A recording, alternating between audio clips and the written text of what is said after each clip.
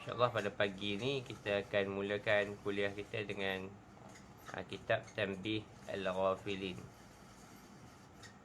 Tanbih Al-Ghafilin ini maksudnya menyegarkan ataupun menggerak orang-orang yang lalai, ghafil. Tapi ghafil ni lalai teruk lah. Lalai teruk. Kalau bahasa Melayu mungkin lebih dekat dengan edan ataupun gila. Menggilakan benda-benda yang tidak sepatutnya. Macam orang gila. Orang gila ni dia fokus pada benda-benda yang tak apa-apa, yang dia minat. Sebab tu bila kita kata menggilakan sesuatu, walaupun dia tak gila tapi dia gila pada benda-benda tertentu, kita panggil gila. Jadi orang yang ghafil ini orang yang gila pada dunia. Dia seolah-olah tak akan mati. Itu orang yang ghafil. Mudah-mudahan kita tidaklah. Mudah-mudahan kita ini tidak tergolong dalam golongan itu.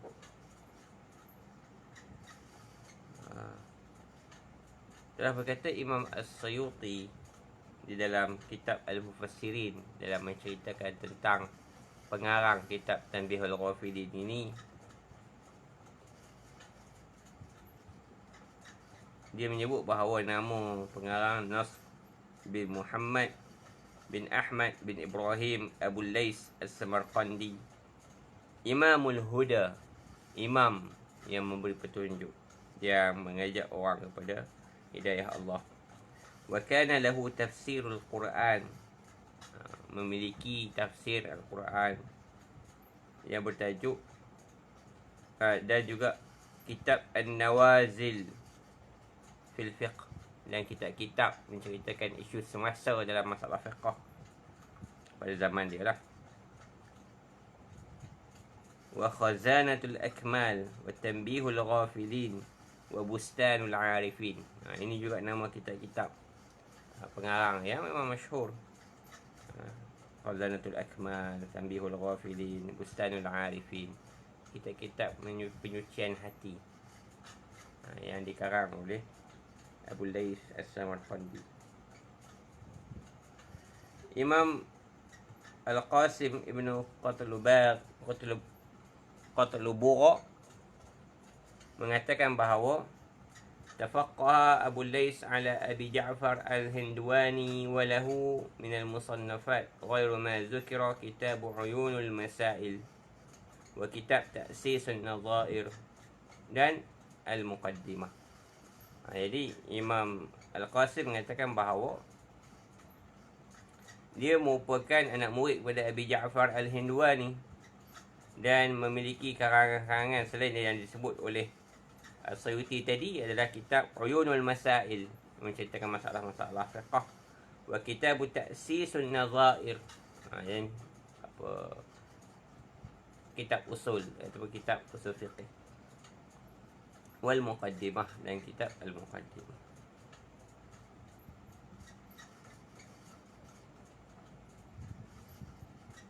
Dan Abul Wafa Al-Qarashi mengatakan bahawa dalam menceritakan tabaqat Al-Hanafiyah, maknanya Imam Abu Lais ini adalah salah seorang daripada imam a'immah mazhab Abu Hanifah. Dia merupakan huwal imamul kabir, seorang imam yang besar, sahibul aqwalul mufidah, memiliki perkataan-perkataan yang diambil dan dijadikan rujukan. Wa tasaniful masyhurah, wa tasanif al masyhurah, dan kitab-kitab dia masyhur. Masyhur ni maksudnya dikenali oleh ulama. Imam Az-Zahabi dalam menterjemahkan As-Siyar, maknanya dalam kitab Siyar Alam Nubala, menyebut Al-Imam Al-Faqih Al-Muhaddis Al-Zahid, imam daripada kalangan fuqaha, maknanya pakar fiqh, Al-Muhaddis, yang banyak meriwayatkan hadis, Wal-Zahid, dan orang yang meninggalkan kecintaan pada dunia. Dan disebut Sahibut Tanbih Al-Ghafilin. Di antara kitab yang sangat masyhur daripada Abu Lais ini adalah kitab yang kita nak baca ni lah. Dan Abu Lais juga ada walahu Kitabul Fatawa. Dia ada kitab fatwa-fatwa dia, kumpulan fatwa dia.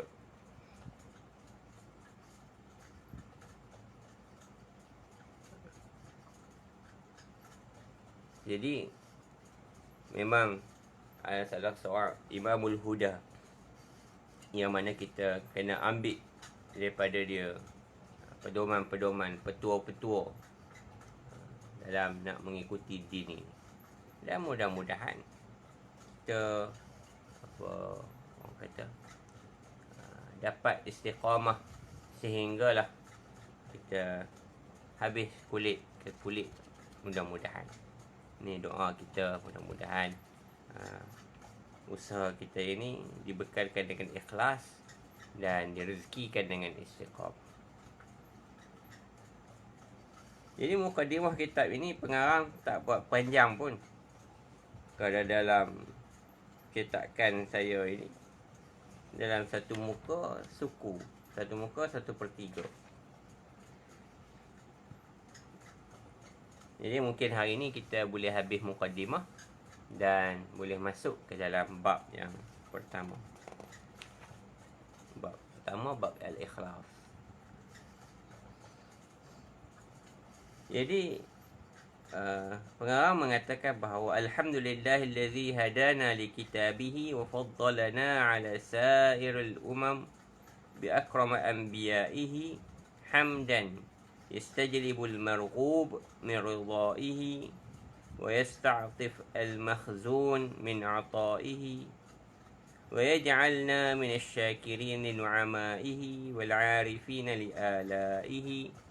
وصلى الله على سيدنا محمد ورسوله المصطفى ونبيه المجتبى وعلى آله وعترته الظاهرين وعلى أسبه وذرياته أجمعين.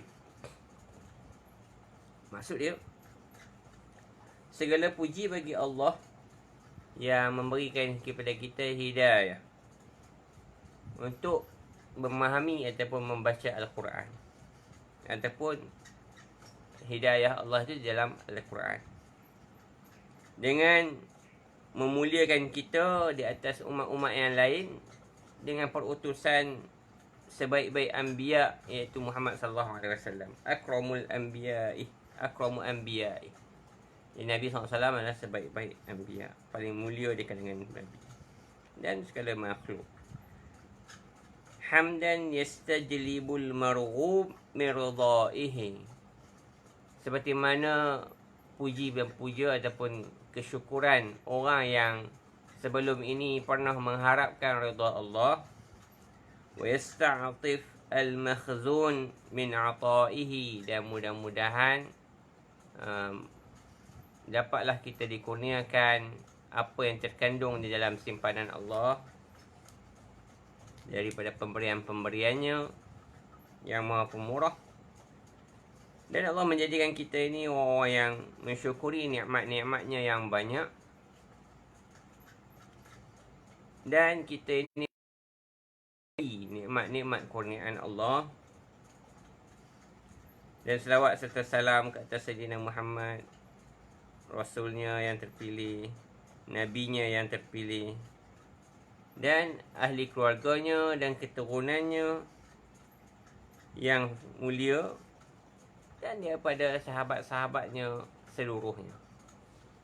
Jadi ini adalah satu dalil bahawa imam kita ini adalah imam ahli sunnah, bukanlah daripada kalangan Syiah. Di dalam selawat Syiah dia akan sebut wa ala asbihi wa ala ashabihi al-mujtaba, kepada sahabat-sahabatnya yang terpilih. Tapi pengarang kita sebut wa ala ashabihi wa zurriyatihi ajma'in, semua sahabat-sahabatnya dan semua zuriat-zuriatnya yang beriman dengan Rasulullah SAW dan juga dengan Islam ini. قال الفقيه الزاهد العالم الفاضل نصر بن محمد bin Ibrahim As-Samarqandi radhiyallahu anhu wa anhum. Jadi bila kita baca ayat macam ni, maknanya kita tahu bahawa yang menulis kitab ini adalah anak murid dia. Maknanya kita ambil daripada salah satu tulisan anak murid dia. Sebab dia kata telah berkata Al-Faqih Az-Zahid Abu Lais. Maknanya kitab yang ada di tangan kita ni hasil tulisan anak murid kepada Abu Lais.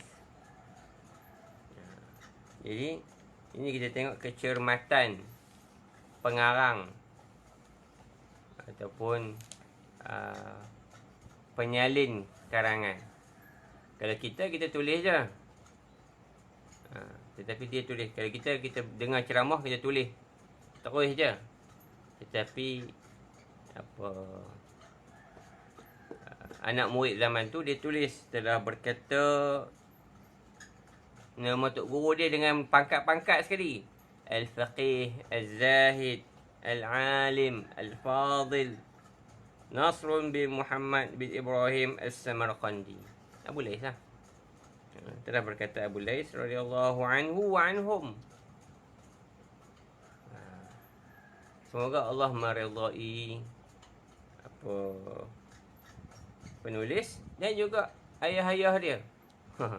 Ini adab orang dengan ilmu. Dia kata, Inni lamma ra'aitul wajib ala man razaqahu Allah Ta'ala al-ma'rifah fil adab wal hazzi fil ilm.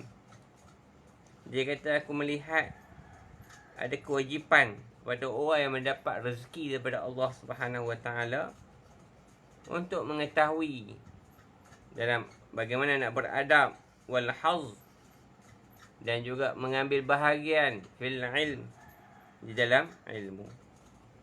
Jadi kita ni Allah beri kepada kita nikmat rezeki, Allah beri kepada kita ilmu. Jadi kita kena belajarlah macam mana nak beradab dengan Allah Azza wa Jalla. Wan nazaru fil hukmi wal mawa'idhi wal wuqufi ala siyar salihin. Dan memerhatikan wan nazar fil hukm, dalam hukum hakam, wal mawa'idh, dan peringatan-peringatan, wal wuquf, dan memerhatikan ala siyar salihin, bagaimana orang soleh melalui kehidupan mereka.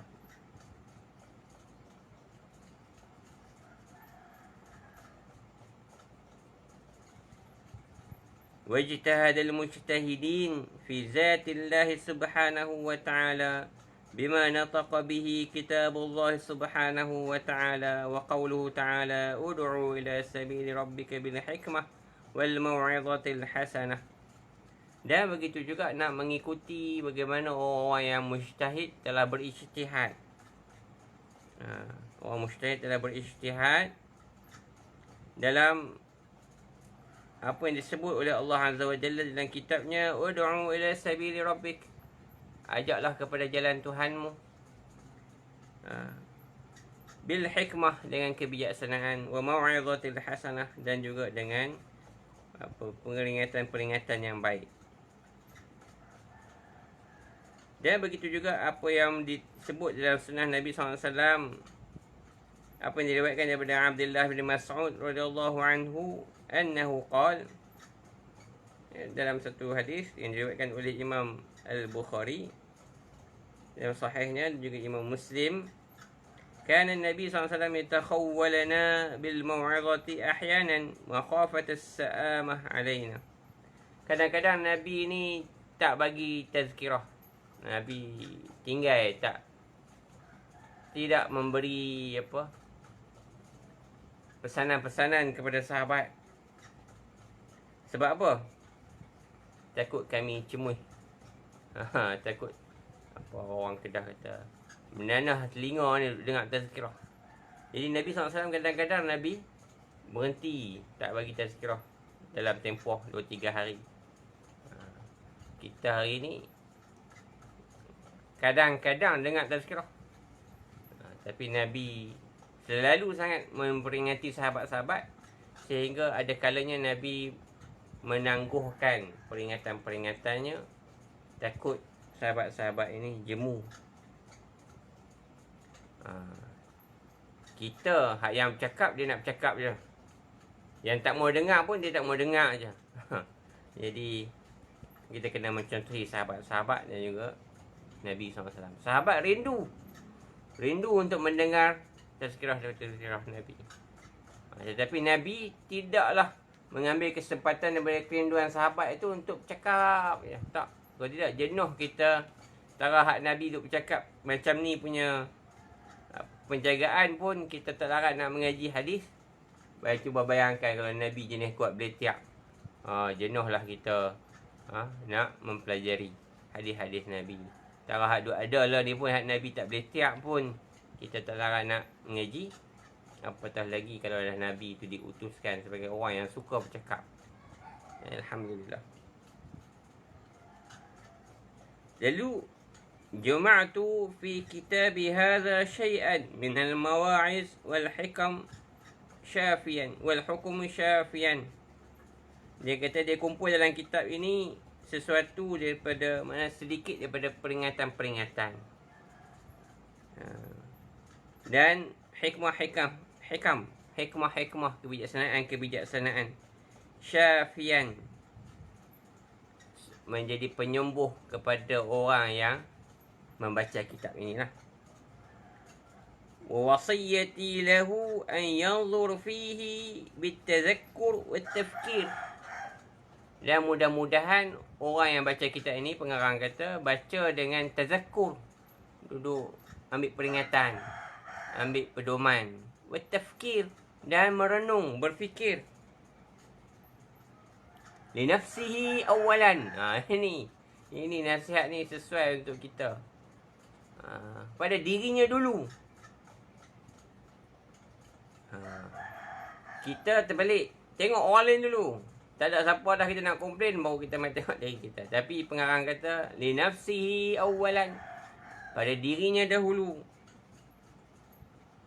Summa bil ijtihad bitazkir li ghairihi saniyan.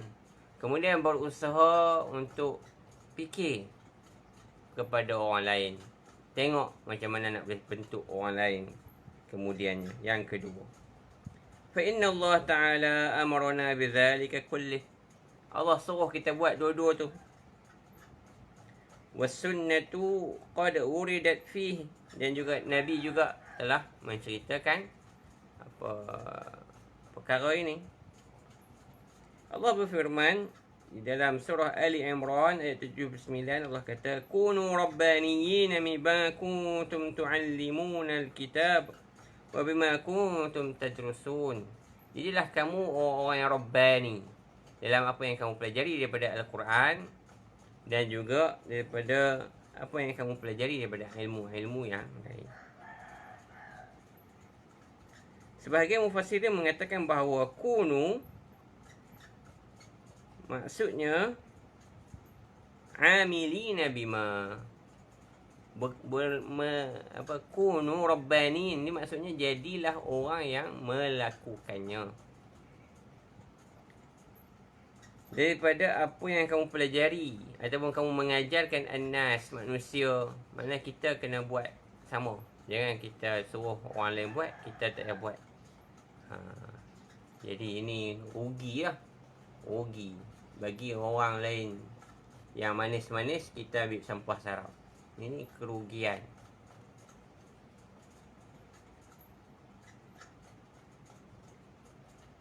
Disebutlah ayat lain surah Fatir, innama yakhshallahu min ibadihi ulama. Yang hanya takut pada Allah itu adalah orang yang ada ilmu, ada ulama. Makin tinggi ilmunya, makin takut dia dengan Allah. Dan begitu juga perkataan Allah kepada Nabi, ya ayyuhal mudaththir qum fa'anzir. Jadi kitab ini juga nak beri bekal kepada kita dalam jalan al-inzar, at-tazir. Wahai Nabi lah, wahai Nabi, wahai orang yang berkemul, maknanya berselimut kesejukan, kata-kata dalam selimut. Qum fa'anzir. Bangun dan fa'anzir. Dan berilah peringatan. Wa zakkir fa inna dzikra tanfa'ul mu'minin. Dan berilah peringatan, sesungguhnya peringatan itu memberi manfaat kepada orang mukmin. Jadi kitab Tanbihul Ghafilin ini adalah kitab at-tazkirah wa tafkir. Kitab nak memberi peringatan kepada kita dan nak memberikan kepada kita sudut-sudut untuk kita berfikir, merenung. Diriwayatkan daripada Nabi SAW dalam satu hadis yang diriwayatkan oleh Al-Harawi Al-Qari dalam kitabnya Al-Masnu'.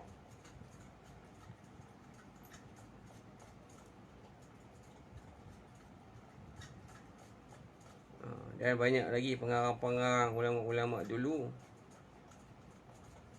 Tetapi hadis ini dhaif. Ada yang mengatakan hadis ini maudhu'. Tapi banyak juga ulama-ulama muhaddis mengeluarkannya dalam kitab Az-Zuhud. Jadi hadis ini bercanggah ulama, hadis dhaif lah.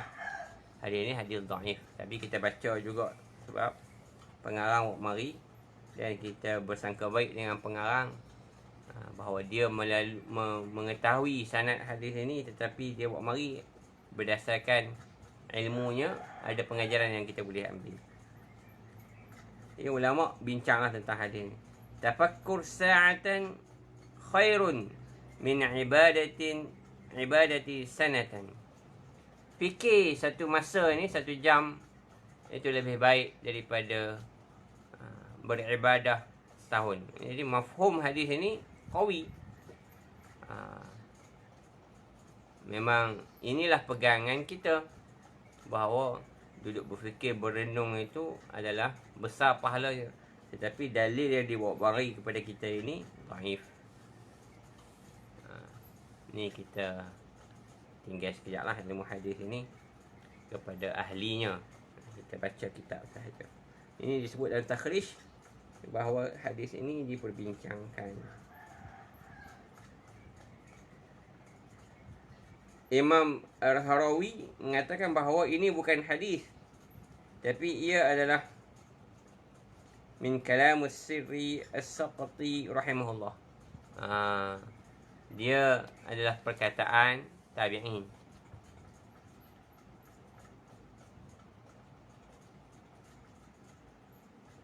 Tetapi ada satu hadis diriwayatkan daripada Abi Hurairah, fikrata sa'atan khairun min ibadati 60 sanah. Hadis lain lagi dahsyat. Diriwayatkan daripada Abi Hurairah bahawa fikir satu masa itu lebih baik daripada ibadah 60 tahun. Allah Ta'ala a'lam. Tapi nak cerita dia, berfikir itu sangat dianjurkan dalam Islam.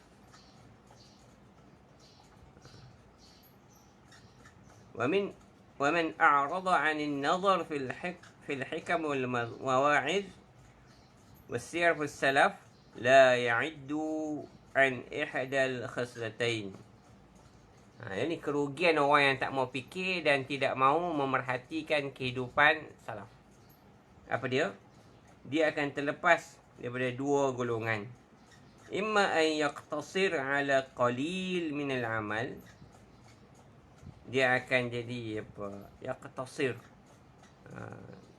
Tak boleh buat amal yang sedikit. Yatawahham annahu min jumlatis sabiqin fil khairat. Padahal dia duk rasa dia ni adalah orang yang duduk, orang yang berlumba melakukan kebaikan. Dia padahal dia amal dia tak, tapi dia duk rasa dia duduk tengah buat baik. Wa imma an yajtahid ba'du juhud, ataupun dia bertungkus-lumus melakukan sebahagian usaha dia dan benda itu menjadi besar di depan mata dia. Dia buat 2-3 perkara tapi duduk ingat benda tu lah. Wa yufaddil bizalika nafsahu ala ghairihi, dan dia dengan perkara itu dia mengutamakan diri dia di atas diri orang lain. Sebab ada 2-3 amal yang dia rasa dia kemah, akhirnya dia apa mengangkat diri dia di atas orang lain. Fayubtilu sa'yuh, maka terbatallah usaha dia tadi. Wa yahbit amaluh, dan hilanglah pahala amalnya. Jadi kita jangan rasa kemah. Orang Kedah kata jangan rasa kemah. Buat kemah tak apa. Buat bagi kemah-kemah, pakai cantik-cantik. Buat kemah, cakap bagi kemah-kemah, tak apa. Tetapi rasa kemah, masalah. Kita rasa kita ni kemah sekali. Itu masalah besar. فَإِذَا نَظَرَ فِيهَا إِزْدَادَ حِرْصًا عَلَى الطَّاعَةِ. Tetapi kalau dia merenung, dia berfikir, dia akan rasa tamak nak buat ketaatan. Dan dia akan mengetahui kelemahan-kelemahan dia daripada mencapai darajat yang dikehendaki. Maka kita minta daripada Allah Subhanahu Wa Taala taufik untuk kita ni mendapat amal yang paling baik dan mendapat berkat daripada amal yang kita lakukan dengan berkat yang paling besar. Innahu minan qadir. Amal ini pun adalah apa yang telah Allah kurniakan, kurniaan Allah kepada kita yang telah ditakdirkan. Kita lahir-lahir ke dunia ini dengan takdir kita dalam amal-amal yang ditentukan oleh Allah Subhanahu Wa Taala untuk kita melakukannya. Jadi kalau kita buat baik, maknanya kita ni takdir kita baik ya. Tapi kalau kita tidak melakukan kebaikan, maknanya kita ni menyatakan, mengakui takdir kita ni tidak baik. Allah Ta'ala a'lam. Jadi itu mukaddimah pengarang daripada kitabnya. Jadi kitab ini kitab tazkirah, kitab penyucian jiwa, kitab tazkiyah, kitab tafkir, untuk kita renung-renung kat mana kedudukan kita, dan kita renung-renung macam mana ahli keluarga kita dan macam mana masyarakat kita. Renung-renung ini penting. Renung-renung ini penting. Kita berfikir sejenak itu penting. Kita ambil masa, ambil tempoh bagi kita boleh muhasabah, perhati diri kita. Penting. Dan kitab ini membawa kita ke arah itu. Kitab ini ada lebih kurang 94 maudhu', 94 tajuk. Campur dengan mukaddimah ini lebih kurang 95. Jadi 94 tajuk ini kalau kita boleh habis, mungkin dia akan jadi lebih daripada 100 siri lah kuliah kita ni. Dan kita cuba untuk istiqamah setiap minggu, sebab dia waktu ni waktu tak kalut. Siapa yang kalut pun boleh dengar nanti kita buat siaran ulangan. Jadi live ni dia tak terhapus lah. Live ni kita simpan. Babul Ikhlas.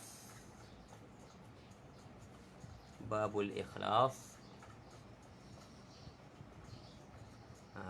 Kita ada lagi lebih kurang setengah jam ataupun 20 minit. Kita Babul Ikhlas ni panjang. Jadi mungkin kita akan sambung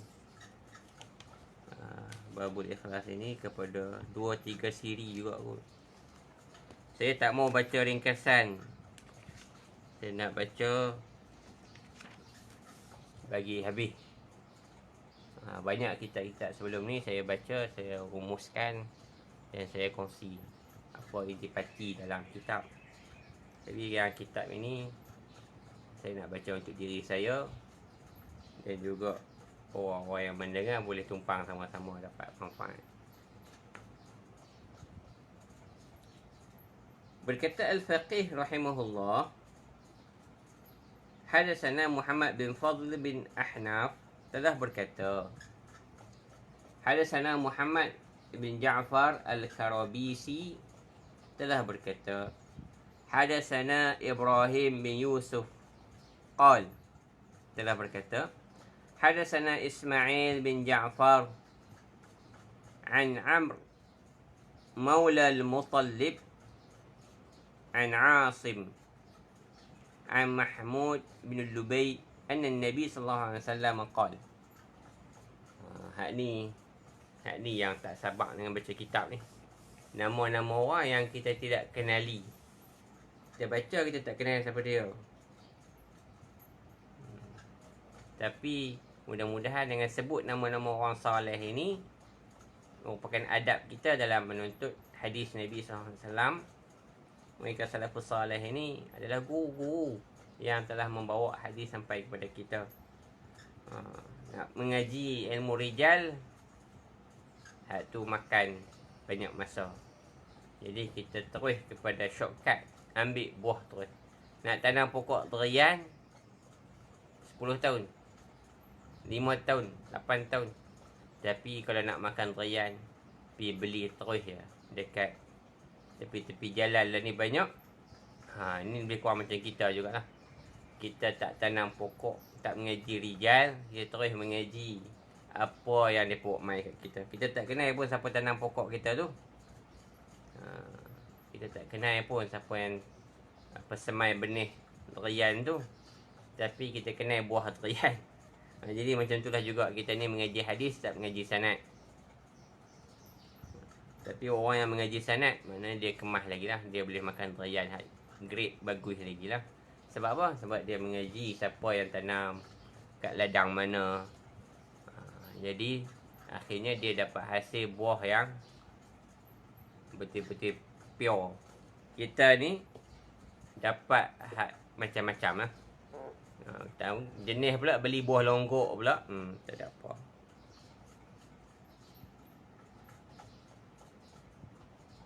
Jadi hadis ini diriwayatkan oleh Imam Ahmad dalam musnadnya, Al-Baihaqi dalam Syu'abnya. Dan hadis ini sanadnya hasan.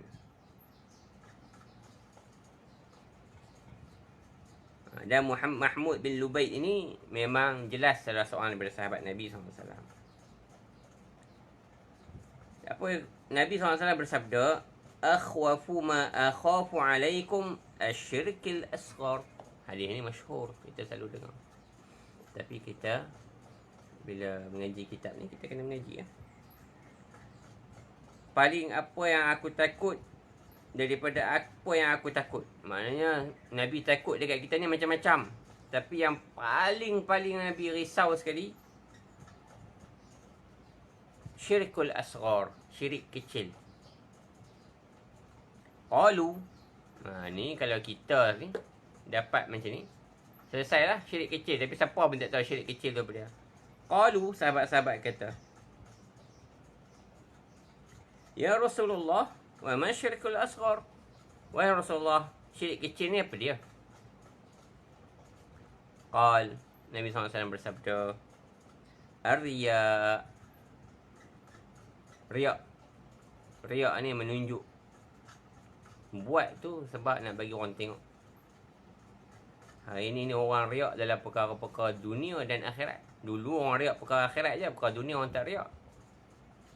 Lah ni perkara dunia pun orang riak. Boleh makan durian pun riak.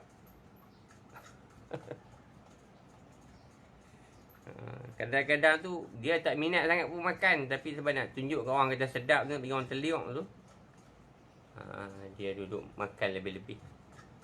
Yalah demam. Ni marah orang makan durian tak ajak. Jadi Nabi kata ar-riya, yaqulullah ta'ala lahum yawma yujazil ibadu bi'amalihim. Orang yang riak ni pada hari akhirat nanti Allah akan kata pada mereka, pada hari Allah nak beri balasan ni, Allah akan kata pada mereka, izhabu ila alladhina kuntum tara'un. Hampa pi dekat apa yang hampa nak tunjuk dulu. Dulu hampa buat nak bagi orang tu tengok, nak bagi orang tu puji. Pi kat orang tu. Lahum fid dunya تراؤون لهم في الدنيا فانظروا هل تجدون عندهم خيرا. Tengok dia nak boleh bagi apa kat hangpa. Ini musibah besar ni. Kita pergi ke rumah Darul Akhirah, rumah yang kekal, yang tidak ada tidak ada pemilik melainkan Allah Azza wa Jalla. Maliki Yaumiddin. Tiba-tiba kita nak pergi ambil habuan kita, Allah kata, tak, hampa bukan buat kerana aku. Hampa buat sebab nak tunjuk ke orang-orang yang demikian-demikian di dunia. Hampa pergi cari mereka. Apa mereka boleh bagi kat hampa. Allahu Akbar. Ini musibah ni. Kita ni kadang-kadang tu niat asal tu ikhlas dah. Lepas tu tengok orang buat tak heran, kita buat baik. Allah, aku ni dah baik ni. Lah, kena cerita jugalah. Ini kita nak cerita, nak bagi dia tahu tu masalah. Tak, kita bukan nak riak ni, nak habaq je. Habaq tu lah. Habaq tu masalah. Nanti kita balik ke Allah, kita doa harap nak dapat pahala daripada amal kita yang sejak ni. Lah Allah kata apa? Tak. Hampa pergi cari dekat orang-orang yang apa nak habaq, nak suruh mereka tahu tu. Amal kita ni untuk Allah. Ya Allah tahu sudah lah. Jadi berhati-hati dalam buat laporan, dalam melakukan amal-amal soleh. Jaga, kalau pelaporan itu penting macam mana pun, jaga niat kita. Makna itu bukanlah hadaf kita. Hadaf kita adalah redha Allah. Allah pandang. Kadang-kadang kita doa asal, macam contoh kita buat collection apa semua ni, kita kena rasa bimbang juga. Walaupun memanglah kalau kita tak habaq ke orang, kita doa asal macam mana orang nak bagi, macam mana orang nak menyumbang. Kita nak pergi tolong orang susah. Jadi kena jaga hati kita, jaga niat kita. Mudah-mudahan niat kita adalah niat ukhrawi. Niat kita adalah redha Allah Subhanahu Wa Taala, dan itu hanyalah teknikal yang kita kena lakukan di dunia ini. Allah Taala alam. Mudah-mudahan Allah menerima amal-amal kita yang sedikit, yang ini di sisinya, bukan Allah campak balik suruh kita pergi kutip sedekah dekat orang-orang yang tak boleh bagi apa-apa di akhirat nanti. Hadis hasan. Jadi masalah riak. Yang kedua, dalam berkata Al-Faqih rahimahullah, Abu Laith pengarang ni kata, innama yuqalu lahum dhalika lianna amaluhum fi dunya kana ala wajhil khida'. Dinamakan mereka itu sebagai orang yang riak kerana mereka ini di dunia ini adalah orang yang melakukan amal itu hanya untuk menipu. Ini maksud riak. Wa yu'amiluna fil akhirah ala wajhil khida'. Jadi dekat akhirat nanti dia pun macam dia kena balik lah. Macam mana dia buat ibadah di dunia ini, macam itulah dia akan dilayan di akhirat kelak. Maksudnya apa? Dia akan tertipu. Jadi kat dunia ni dia bukan nak buat baik pun. Dia nak tunjuk kat orang kata dia baik je. Plastik. Orang ada buat plastik surgery. Cucuk sana, cucuk sini, ejah sana, ejah sini. Itu pun kita marah. Dia ni bukan cantik pun, tapi saja buat pergi cantik. Cantik lah lepas dia dah buat. Jadi macam tu juga. Dia ni bukan baik pun, tapi dia nak tunjuk ke orang kata dia baik, supaya dia dapat haba-haba yang lain daripada dunia. Jadi orang yang tengok dia tu tertipu. Macam lah, ada yang nak dapat kuasa, ada yang nak dapat projek dan sebagainya. Mengampu. Ampu. Pujilah bos ni baik, bos ni baik. Bos tu pencen je terus. Darah pun apa pun tak ada lah. Itu maknanya khida'. Buat baik tu sebab nak tunjuk kata baik.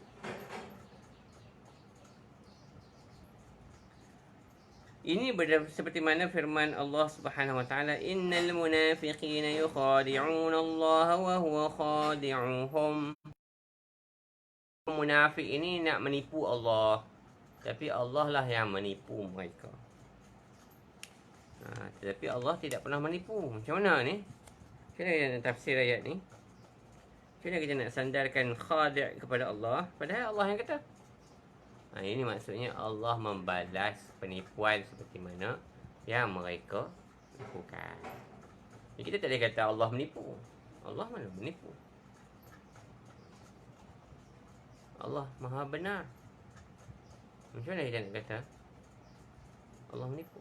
Jadi di akhirat nanti bukan Allah menipu mereka, tetapi Allah membalas penipuan mereka dengan rasa tertipunya mereka pada hari itu oleh amal-amal mereka sendiri. Mereka merasakan yukhadi'una Allah wa rasulah wa ma yakhda'una illa anfusahum. Mereka rasa mereka boleh tipu Allah dengan tipu Nabi. Orang munafik zaman dulu. Orang munafik zaman lah dia rasa boleh tipu Allah, boleh tipu orang Islam. Tapi mereka tidak menipu melainkan diri mereka masing. Jadi itulah yang dimaksudkan dengan ayat ini. Ini pengarah pun syarah. Yani yujazihim jaza' al-khida' fayubtilu sawab a'malihim. Allah membalas mereka dengan penipuan mereka itu dalam keadaan Allah tidak memberi.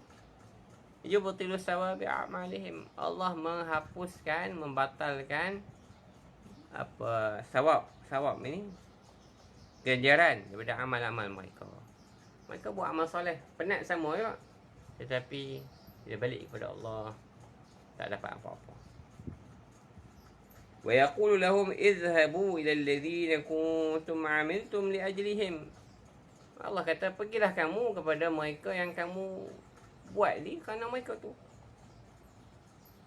Fa innahu la sawaba a'malikum li a'malikum 'indi. Tak ada dah ganjaran hangpa ni, tak ada di sisi Allah. Li'annaha lam takun liwajhillah. Sebab pertama memang buat tu bukan kerana Allah pun. Wa innama yastawjibu al-'abdu ath-thawab idza kana 'amaluhu khalisan liwajhillah ta'ala. Tapi kalau orang yang betul-betul buat kerana Allah, maka dia mesti kena dapat. Dia tak mau pun dia akan dapat. Mana ada orang tak mau kan? Mana ada orang tak mau kurnia Allah? Tapi ayat pengarang ni yastawjib, maknanya itu memastikan dia mendapat. Kalau dia buat kerana Allah, dia tak mau pun dia dapat.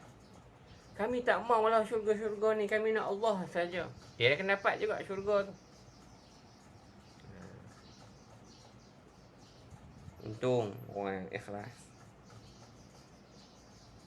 Fa idza kana li ghairihi fihi syarikah fallahu bari'un min. Tapi kalau kerana nak redha Allah pun ada juga sikit. Nak redha manusia pun ada juga. Allah kata Allah berlepas diri. Amal-amal begini ambil semua kat manusia.